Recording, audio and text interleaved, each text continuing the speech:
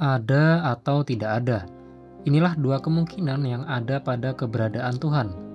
Bagi seorang filsuf bernama Blaise Pascal, manusia bisa dibilang seperti bertaruh atas keberadaan Tuhan. Blaise Pascal, ia adalah seorang filsuf dan juga matematikawan asal Prancis, sama seperti René Descartes yang sudah kita bahas di video sebelumnya.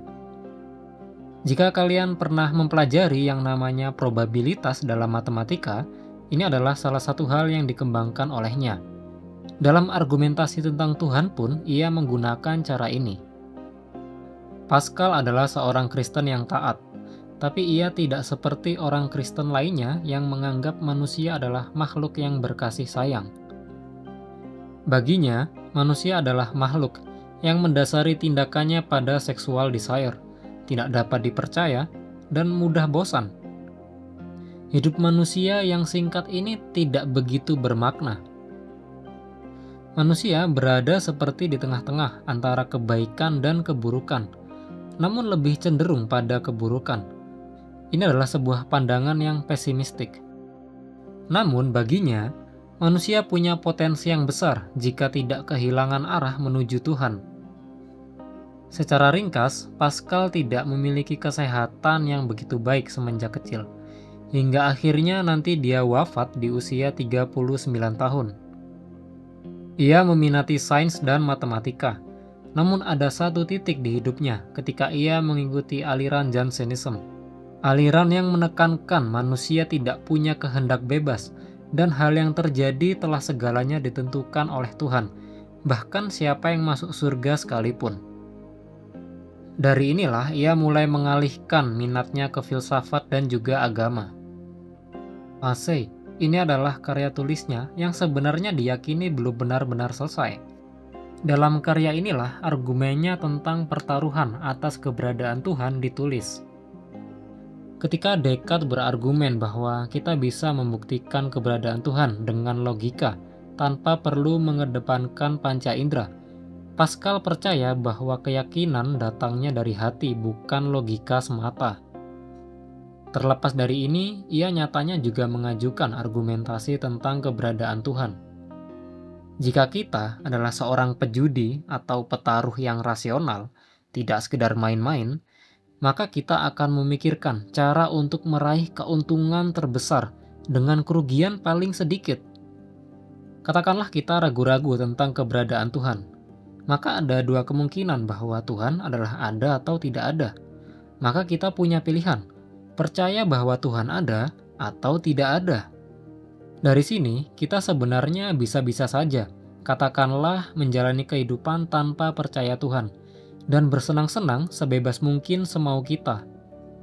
Tidak ada batasan atau larangan terhadap makanan, cara berpakaian, cara bertutur kata, dan banyak hal lainnya. Nah, hal ini kalau kita benar bahwa Tuhan tidak ada, maka beruntunglah kita.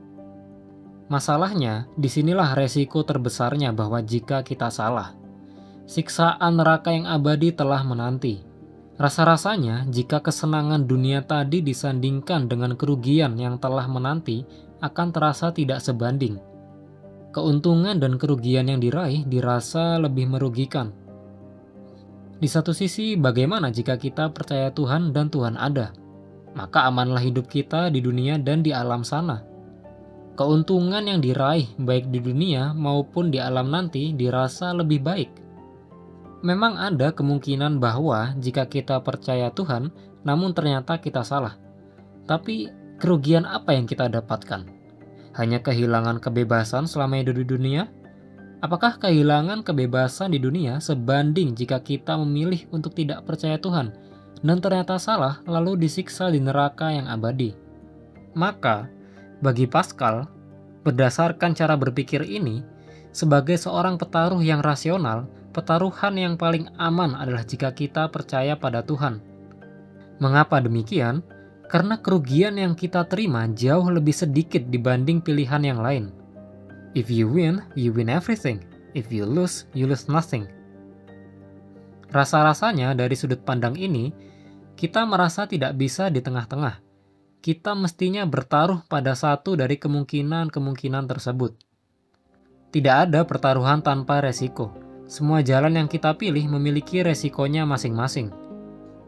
Tapi mungkin kita akhirnya merasa percaya pada Tuhan adalah jalan yang lebih menguntungkan dan baik.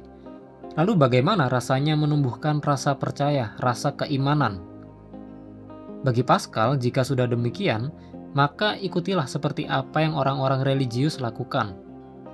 Beribadah, berdoa, berbuat baik, dan banyak lainnya. Dengan sendirinya, sembari berjalannya waktu, rasa beragama itu akan melekat pada diri kita. Tentu ada kritikan pada pandangan Pascal ini. Hal ini terlihat kita seperti tidak betul-betul memahami dan menjalankan konsep beragama dan bertuhan dengan benar. Seperti halnya kita bermain-main dalam berjudi. Kemudian, dari banyaknya agama dan Tuhan mana yang mesti kita ikuti? Tentu ini akan menjadi masalah jika kita sampai salah memilih agama.